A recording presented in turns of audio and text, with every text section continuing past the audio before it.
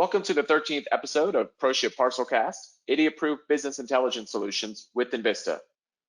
So my name's John Wells. I'm our head of partnership here at ProShip, and I work with our technology partners such as enVista. We also have Clint Boaz from ProShip. Clint, can you please introduce yourself? Yeah, Clint Boaz, Senior Sales Engineer for ProShip Software. I've been in the multi-carrier shipping solution industry for almost 20 years now and worked with a lot of customers and a lot of shipping data along those years, and glad to be here. Thanks, Clint. We also have Michael Falls from enVista. Michael, would you mind introducing yourself, telling us a little bit about who enVista is and specifically what your role is there? Yeah, hey guys, thanks so much for having me on the podcast today. I'm really excited to be here and join the conversation. My name is Michael Falls. I'm Director for Global Strategic Solutions with enVista. For those of you who are unfamiliar with enVista, we are a global technology and consulting firm that really delivers digital and physical solutions throughout all of supply chain and enterprise commerce. And one of our technology solutions is a freight audit and payment platform called MyShipInfo, global all modes freight audit and payment. And my focus within that product is really in business intelligence and analytics. And so I've been working for the last 7 years, really trying to help shippers solve this problem of how do I wrap my arms around all of my data and achieve meaningful business objectives, leveraging the data I have, not only from carriers, but from my internal supply chain data sources. So when it comes to transportation analytics and true business intelligence solutions, really that's what I'm passionate about, and I'm excited that I have the chance to talk with you guys about it today. We're excited to have the both of you. Thank you very much for joining. And really, quickly, what we're here to talk about today is ProShip and enVista joining a partnership to offer BI to our mutual clients. Really, we want to talk through what should people be looking for when they're looking into business intelligence. What is it? Why should shippers care? So with that, let's get into the podcast here. Let's start with the concept data-rich information pour. Can you kind of talk us through that?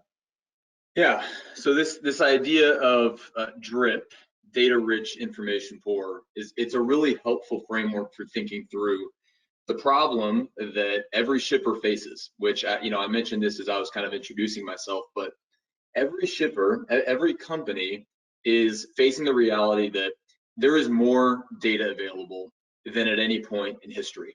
I gave a brief overview of what enVista does to enable enterprise commerce.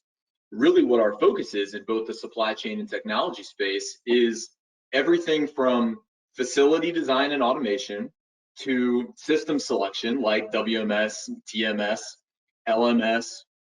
And then we also have our own proprietary technology, an order management system that's a leading technology, freight audit payment system that's a leading technology that takes in carrier data.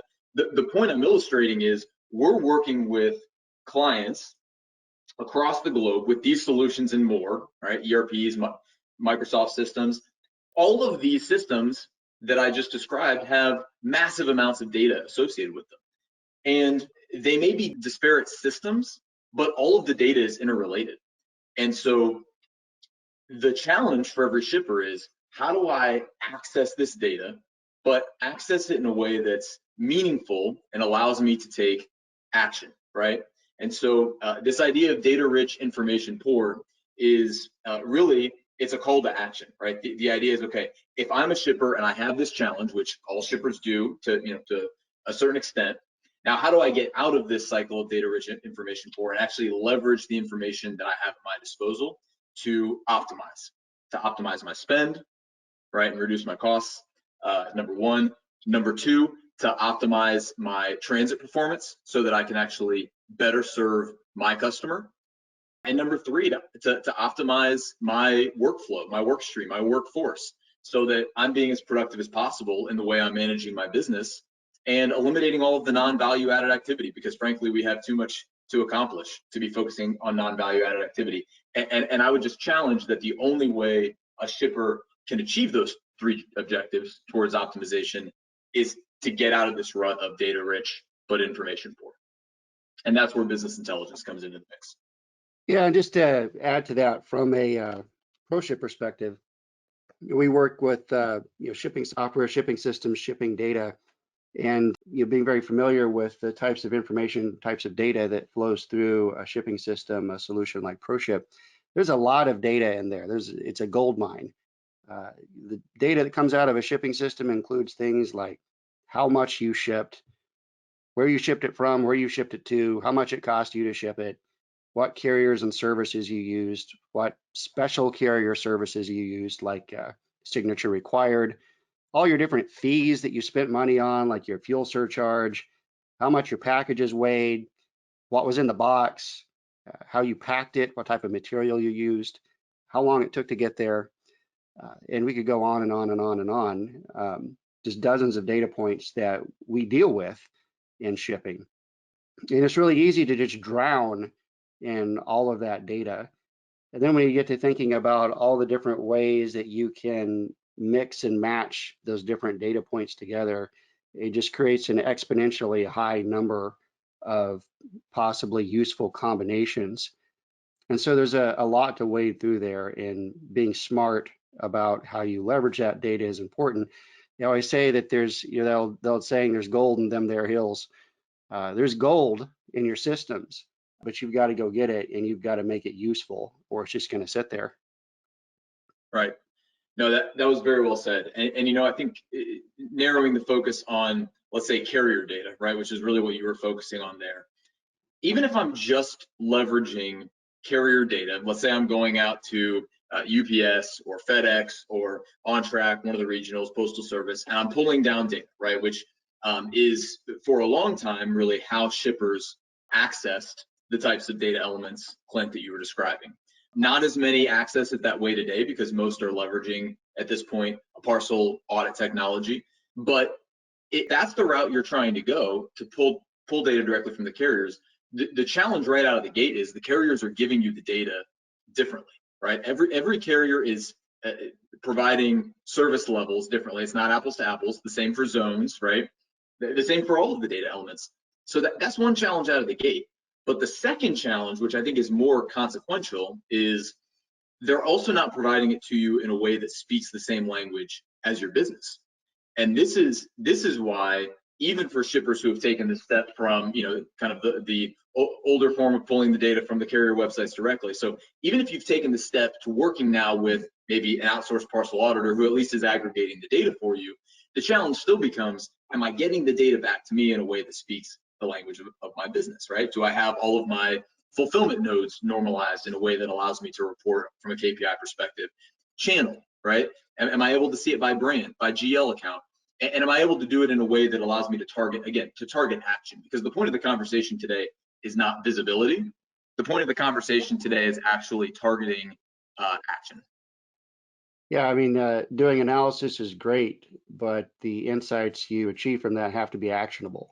A financial advisor can look over all my bank statements and look over my retirement accounts and everything and tell me I'm not going to have enough money for retirement. Give me a wonderful analysis that shows me that great news. Okay, great. What do I do about it? Like, what's the next step, right? Where do I need to invest? How much do I need to invest? How extreme does the corrective action need to be to get where I need to go? I think that brings up a good point that you two were talking about is, I've kind of been asked before, oh, isn't data a commodity, right? It's just data. Can you maybe explain the concept between business information and business intelligence? Yeah, absolutely. This is one of my favorite distinctions to make, frankly, because I think it's so important for us all to understand that not all quote unquote BI is made equal. I just got back from Parcel Forum this year in Washington, DC. John, you were out there as well. And it was a great event. So hats off to the organizers of Parcel Forum. It ended up being a great event in challenging times. And it was really interesting to see how this topic of business intelligence really is one of the premier topics of the day among everyone at the event, not just shippers, but it's the challenge that carriers are working to tackle, and certainly kind of the vendors who are there trying to support shippers. And every single vendor booth, as I walked around the exhibit floor, every single vendor booth, including our own, advertised business intelligence. Okay. And the reality is that it's not possible that all business intelligence is made equal, right? not everyone who has a dashboard solution and puts a pretty dashboard in front of a shipper is actually providing intelligence. It's always helpful to have data aggregated in a way that creates visibility, but visibility is not intelligence.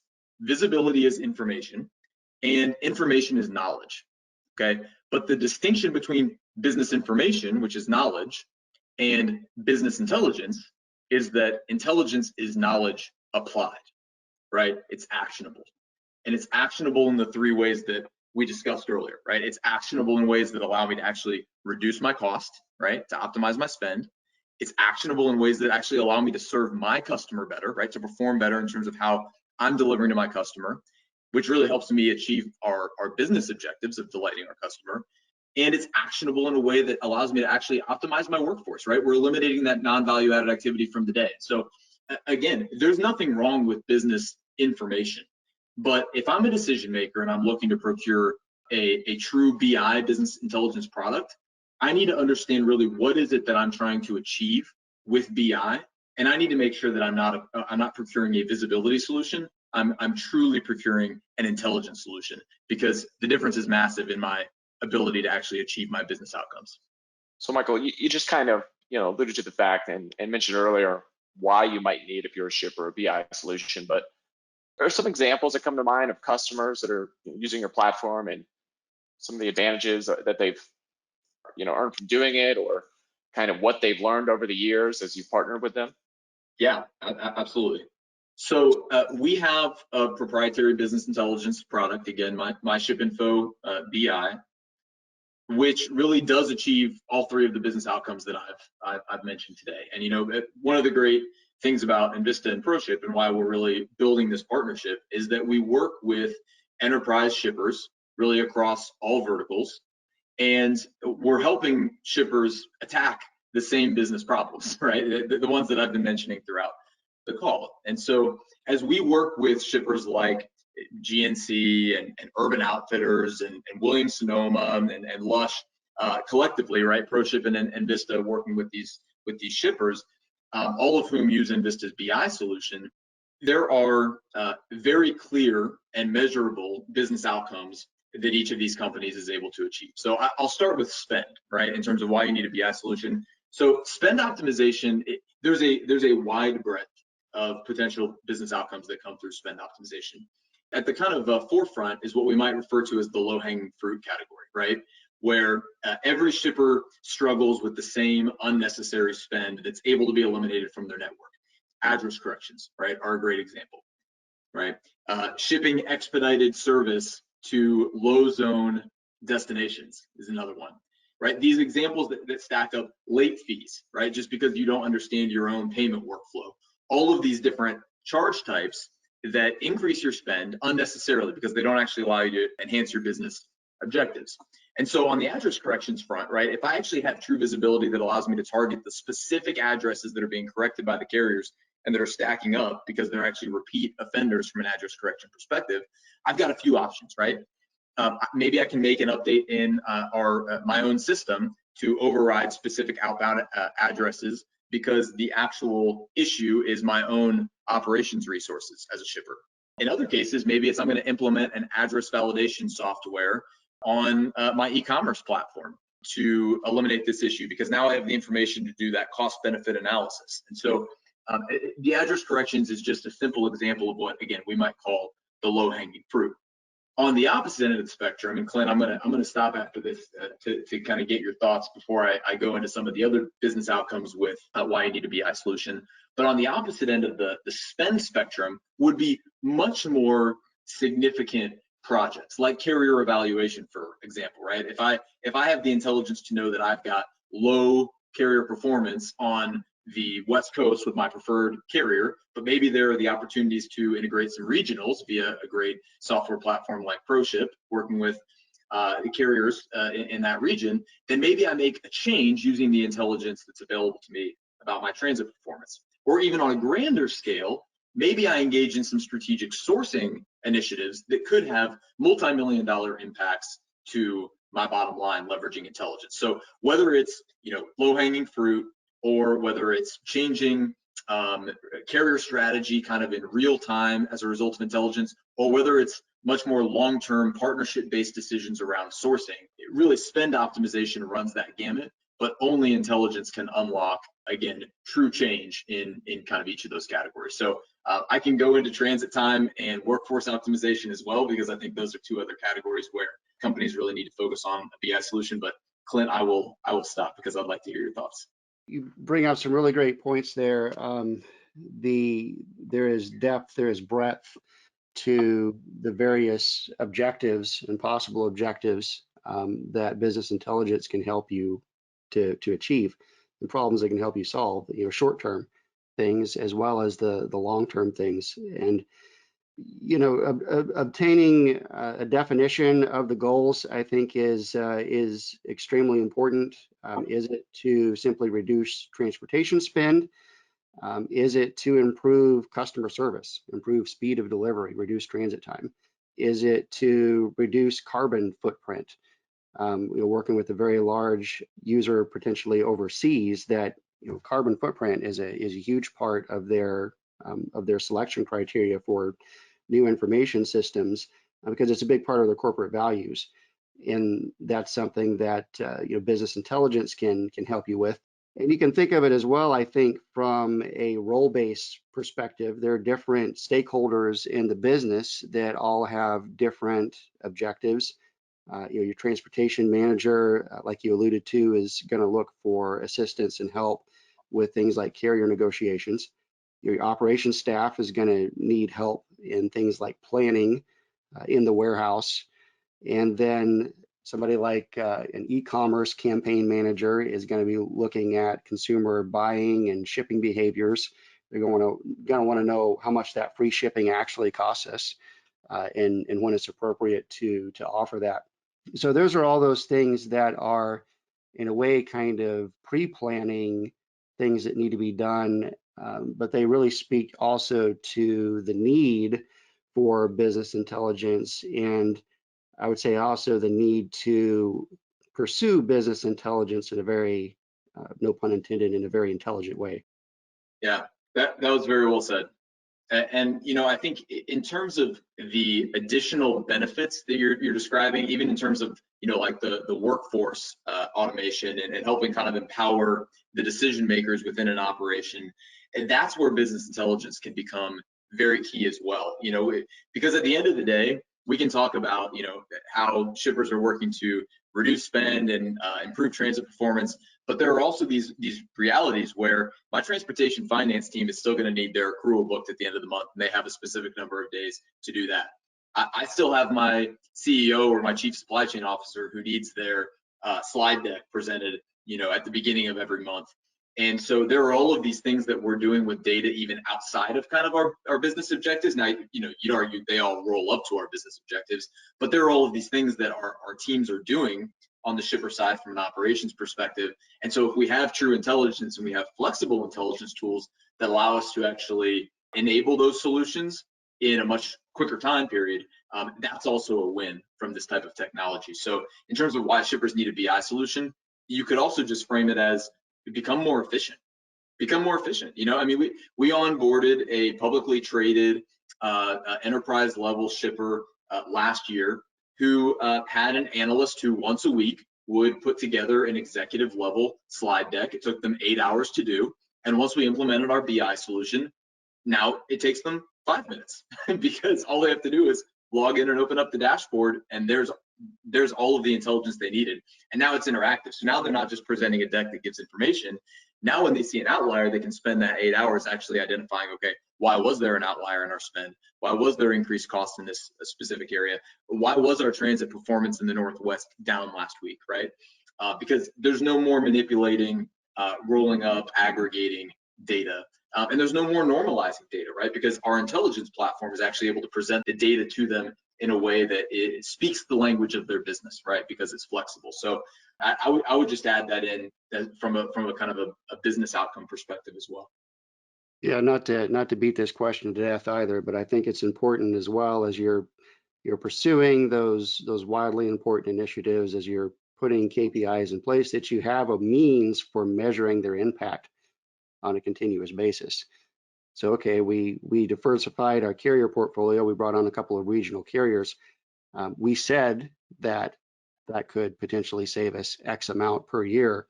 Is that really happening? What's the efficacy of implementing that approach? So I think the continuous feed of intelligence is part of it as well, and it needs to be part of the equation in terms of rationale for investing in a solution. Yeah, I think, coming in this, and this being my first year, is being woefully ignorant before and just saying, yeah, stuff gets to you, right? It comes to you the next day, and I'm sure it's super simple, but it's much more complicated behind the scenes, right? The sausage being made, and it's not cheap to get stuff to customers. So, I'd imagine that somebody not having real insight into their network would be a huge competitive disadvantage when they're going up against people that do, and they've shaved off, they've gotten those efficiencies, they're shipping closer, they really understand their network itself and what it means. But for somebody else, I mean, that could be 10, 20% on that specific item alone, if not more. So, I'd imagine that if somebody doesn't have this in place, they should be looking at it, because understanding your data it sounds super important to me. Right. You said a lot of really important things there. I'm going to try and dive into a couple of them. So you, one of the things that you kind of alluded to was even more of kind of a item level analytical framework.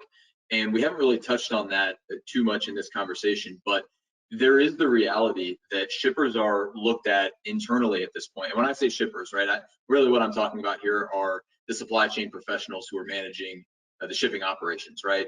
So really within the last few years, there's been a huge transformation where supply chain practitioners are looked at within their own organizations as a critical partner to achieving business outcomes, right? Both when it comes to profitability and when it comes to delighting the customer. And one of the things that has become possible with true business intelligence and true systems integrations is actually providing item level analytics. And so that's something that RBI enables, which is very exciting for customers, because now for the first time they can actually see that there are products that they're selling where their revenue on the item is less than the shipping expense, right? So they're actually paying for the privilege of selling specific items, right? And obviously, shippers have, companies have decisions to make at that point. Do we increase the price of the product? Do we stop selling the product? But without this type of information and without integrated data systems, that type of insight is not possible. Right. So you mentioned, anytime we ship this particular SKU, our transportation costs are always higher. Again, it's what's actionable. How does that turn into an action? And what's the action we need to take? Is the intelligence telling us that it's the way we're packing it, or it is the warehouse that we happen to be sourcing that one product from relative to where we're shipping it to? Those are all corrective actions that can be taken. And the point I want to raise is that when we're talking about reducing transportation spend and things, people always think, oh, well, you just need to pit all the carriers against each other. You need to really drill down and put pressure on your carrier reps, and all those things are obviously important. But you may find that there are things that you can do just to tighten up the operation in your own house that will lead to a direct reduction in transportation spend.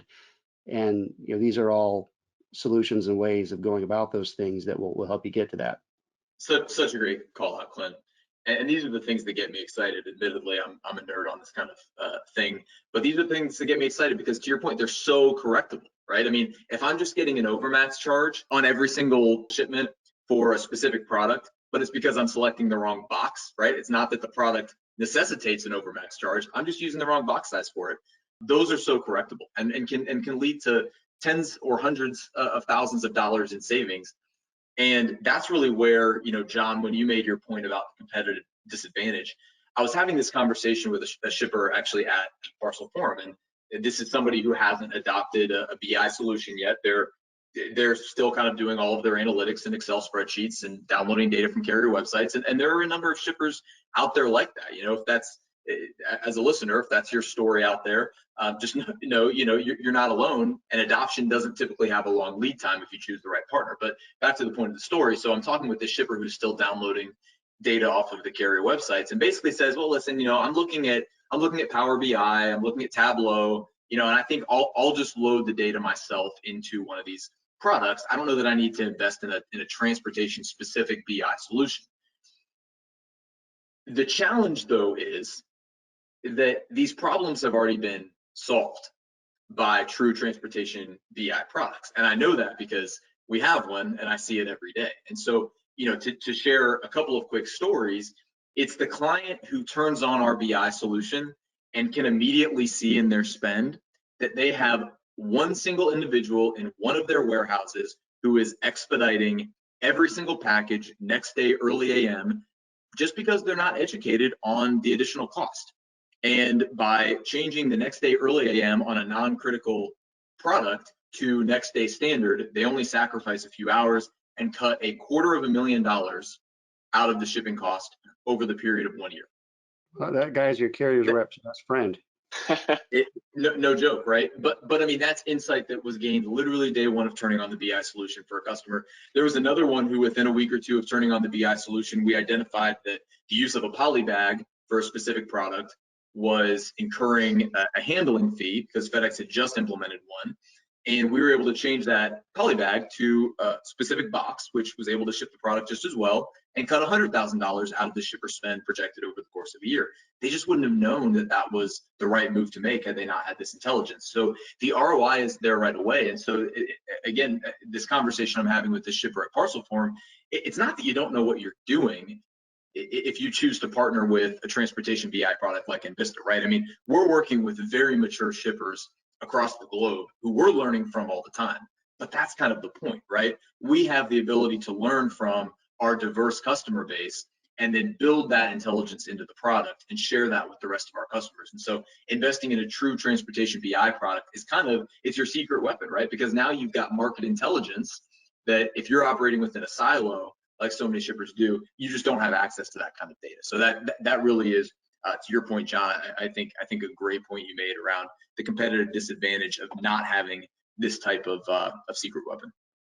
So really insightful. That shines a lot more light on it for me. But that was kind of one of the questions I was going to ask. You pointed out a lot of people are doing this manually, and somewhat related to that. If I'm a shipper, why wouldn't I just use one of my enterprise BI tools or intelligence tools like a Tableau?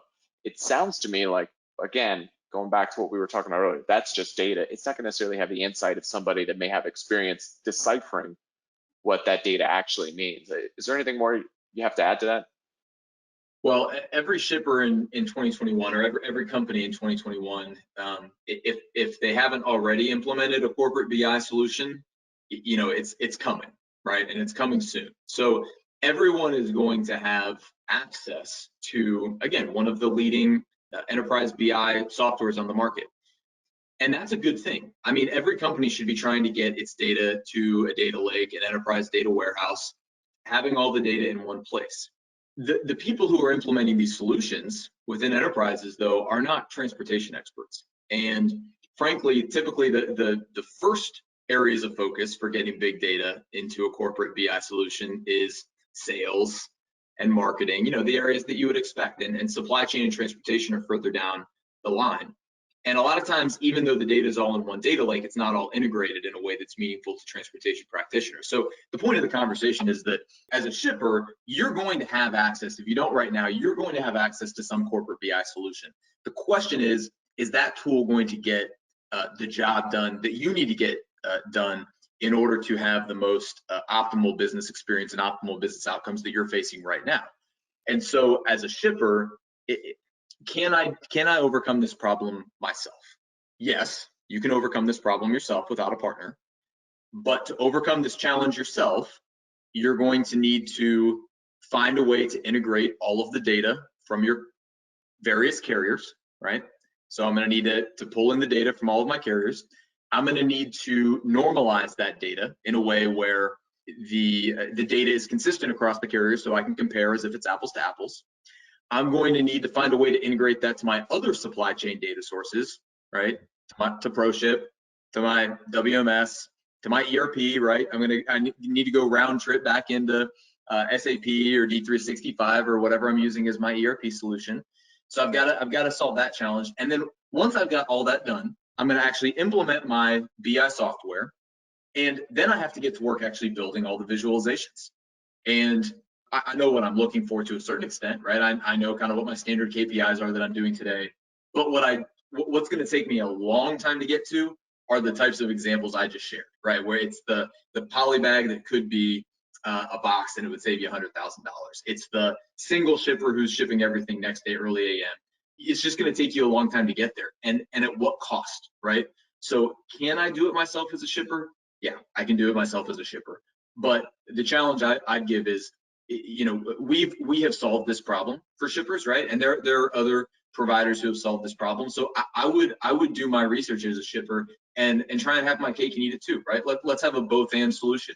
Yeah, we're going to go down the corporate BI path, but let's do that and partner with the right fit from a freight audit and payment perspective or a parcel audit perspective who has a true business intelligence product that can give us immediate ROI, because the ROI is there for every single shipper.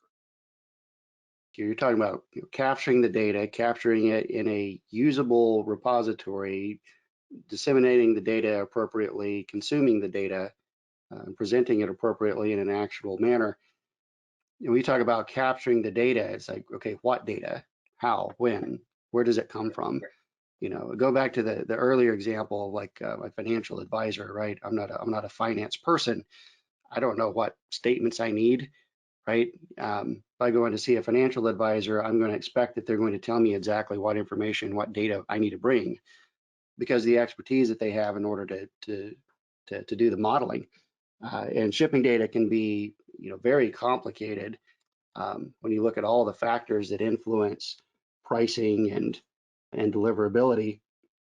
So I think having expertise there is important, capturing that data and not just throwing that potentially useful data away, putting it into a repository.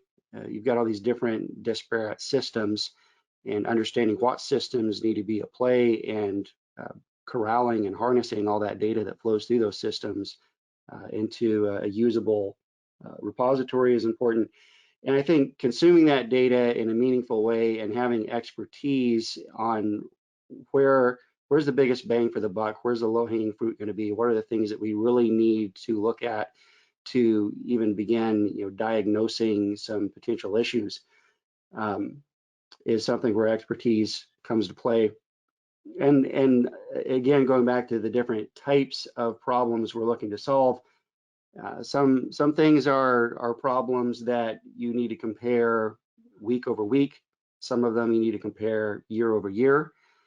Some information needs to be presented in just a basic tabular format. Some of it may do best in a chart or a graph.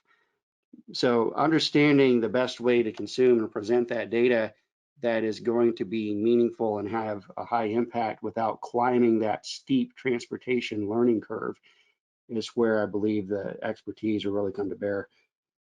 Yeah, and I think one thing, you know, worth mentioning is no one's going to say their baby's ugly. So I imagine even if you know your stuff and you're a shipper, it's helpful to have an extra set of eyes on it, an outside set of eyes who's free to be more critical or give you more of a candid opinion than you may even be able to see because you're too close to it, right? So I'm sure there's a lot of value in that, and probably a lot of the shippers you work with, Michael, value that about it. Hey, it's a team effort. It's not just you or us. It's us working together to really solve and tackle this super complicated issue. Yeah, definitely. And that's really where selecting the right partner and technology is so critical. There are a few firms who do this really well. You know, there's really just a handful, and can handle the scope for enterprise shippers. And so, to your point, shippers who are on the BI journey are doing a lot of things well. So it's really just about how do I implement a continuous improvement software, and that's where picking the right partner is so critical. Some firms have a technology that's really a true technology play. Our approach is more on technology plus resource enablement, right? Analytics as a service in addition to BI, right? And so it's really finding that right fit who can help you achieve, again, your desired business outcomes, because for every shipper it's going to look a little bit different. Thanks. You know, we're running a little bit short on time here, so I'm going to ask you this, and then maybe if you guys can give me a quick answer. But we've talked about KPIs, what's being measured. If somebody's bringing you in, are there specific KPIs that you want to look at? I guess does that really depend on what part of the business you're looking at, whether it's inbound or outbound? Can you kind of touch on that? Well, it does depend on factors like whether it's inbound or outbound, to be sure. I think categorically, again, it really depends on whether we're looking to optimize spend, customer performance, or workflow. And so measuring the impact is all about starting with a baseline. That's really what it comes down to. If I'm measuring my workflow, it's about what are the number of hours that I'm putting into a specific task and how did BI adjust downward that number of hours. If it's spend, what was my baseline spend and how did that adjust? And then similar for transit performance. I'll give a big example here and I'll make it very quick. Using a combination of business intelligence, market intelligence, and proprietary methodology, we were able to help from a sourcing perspective a large global retailer trim 10% of a $400 million transportation spend. Right? We can all do the math on 10% of 400 million. That's some serious point. And so, so the baseline in this case, right? The baseline is what would you have paid given your previous contracts with your carriers, and what are you paying now, right? It's a very easy comparison, right? So it's a great question because again, so often shippers are just out there saying, hey, I know I need BI, let's get a BI solution. And really, it should be one step further than that. It's, I know I need a BI solution, but here are my desired business outcomes. Here's my baseline. And now I'm going to evaluate BI systems in light of impact against those baselines. Yeah, absolutely. Pick where you want to go and then pick the tool that will get you there. Words to live by. Yeah. Clint, you say everything that I'm trying to say, except you keep it to 12 words or less. I'm learning a lot. I'm giving you the Twitter version of your thoughts. That's good. That's good. You can live tweet. But this has been super insightful, Michael. Thanks for coming on. For our audience and everybody that tuned in, we appreciate it. And this is to both of you. Michael, I'll start with you. If there were some final thoughts or maybe one item you wanted listeners to take away from this podcast, what would that be? The number one takeaway would just be that it's achievable.